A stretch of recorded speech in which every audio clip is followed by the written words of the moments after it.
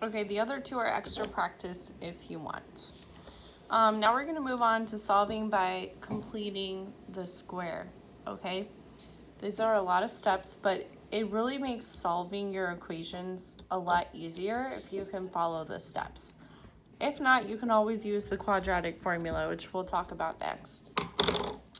All right, so first we need to rewrite as ax squared plus bx equals c. It needs to equal a number now, okay? Then we'll divide both sides by a so that your coefficient in front of x squared is 1, okay? We don't want a number with x squared. That needs to go away. All right, sometimes you'll be able to start on step 2 because it'll just say x squared, okay? Then we're going to complete the square by taking half of b, squaring it, and adding it to both sides. Okay, half of b, squaring it, and adding it to both sides. Then the rest of this is just what we were doing in step 1 and step 2. We'll factor, square root, and solve. Okay? Sounds like a lot of steps, but like I said, if you don't know how to complete the square, you can always use the quadratic formula, which we will do next. Okay, so let's try 9 and 10. We're going to solve each equation by completing the square. So the whole idea is to have something like x plus 3 squared equals 16, so that, and that's not this one, so that when you square root both sides, you end up with something nice, and it's really easy to solve. That, if you can follow this, it's so much easier than the quadratic formula, but it's not the only way to do it, okay? So that's what we're trying to get here. A perfect square trinomial to write it into a binomial, something squared, okay? So to do that, we are going to rewrite as ax squared plus bx equals c. 9 is done for you. This is in standard form. Step 1's done.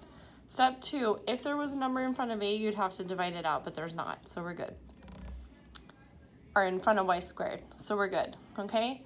Now, we need to take half of b, square it, and then add to both sides.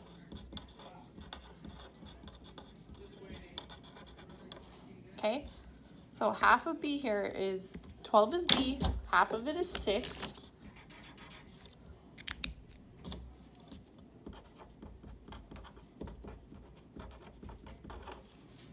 Okay, and so b squared would be 1/2 b squared will be 36.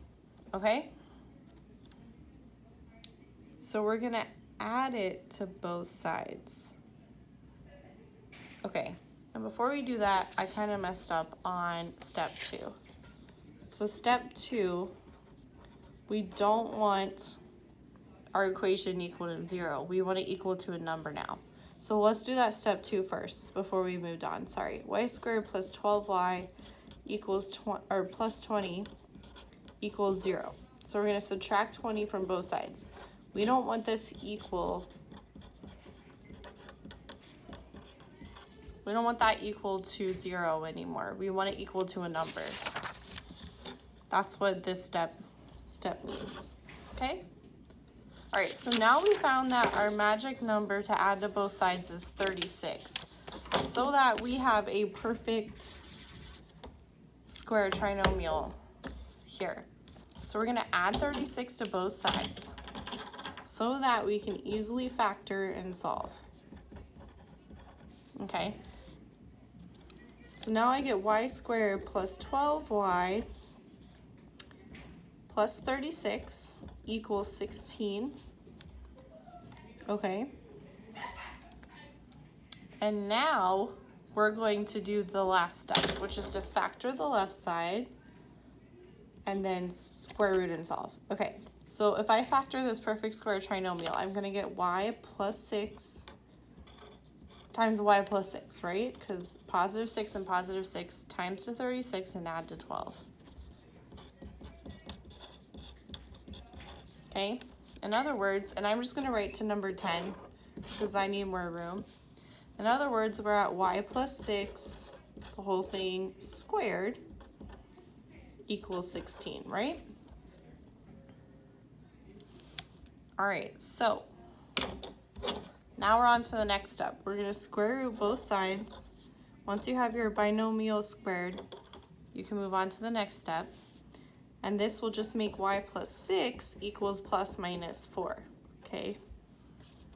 And that is the whole entire point of completing the square. So it's much easier to solve, okay? Yeah, so this will go to y plus 6 equals 4. It creates two equations, one with the plus 4 and one with the minus 4 from the plus minus right here. Okay, so subtracting 6, I get y equals negative 2. And minus 6, y equals negative 10. Okay? Now this example is kind of annoying because I could have just factored number 9 and got y plus 10, y plus 2. So this was probably not the best example to do. Most of the time, these are unfactorable with the value you're given, and that's why completing the square makes it a lot easier, okay? But we started with an easy example to go through our steps here. However, hopefully you saw that you could have just factored it. Yeah, so maybe 11 will be a little bit better of an example, okay? So let's go through our steps there. Step 1, rewrite as ax squared plus bx equals c.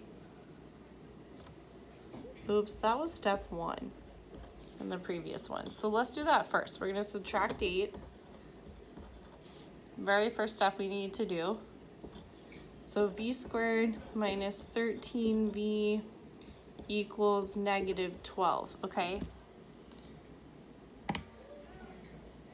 Okay, and this is this is also a bad example because you really could just factor it. But that's okay. Maybe some of you like completing the square better, so that's okay. We'll still do it. All right, so we're gonna half b. b is negative 13. We're gonna half it, so negative 6.5. And then we're gonna square it. Okay, so I'm gonna take negative 6.5 squared, 42.25 equals 42.25, okay? If you were ever given decimals, then this would be a way to factor with them. Okay, so we're gonna rewrite this. We're gonna add 42.25 to both sides.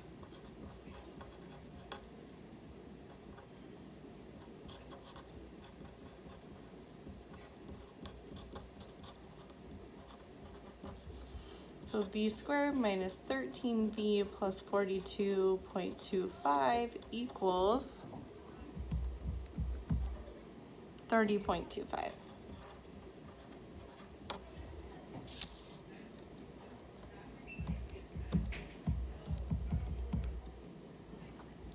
Okay, so then this factors to v minus 6.5 squared. And I meant to say that it's always going to factor as your variable plus or minus b, whatever b is. B was negative in this case, squared. So this is always going to factor that way because that's what a perfect square trinomial factors to. Okay, so now we have an equation that we could set up and solve both sides. So stay with me. We're at b minus 6.5, whole thing squared equals 30.25. Now we're going to square root both sides. And I get v minus 6.5 equals plus minus, if I square root 30.25, I get 5.5. Okay?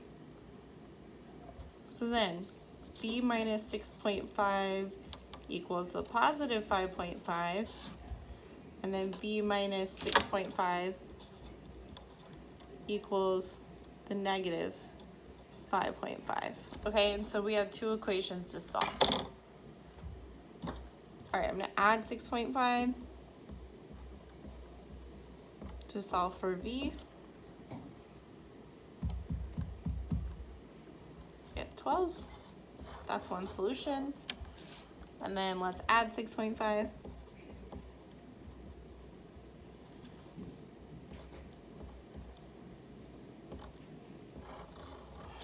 And 1. Okay? So, like I said, those were not the best examples because you could just factor them just like we did here, okay?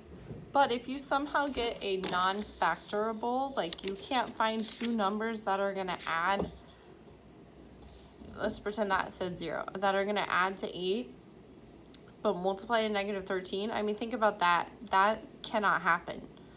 Then you could always still complete the square to get your answer, okay? And during class, we will probably talk about the quadratic formula, or we will start it for our next set of notes. That's it.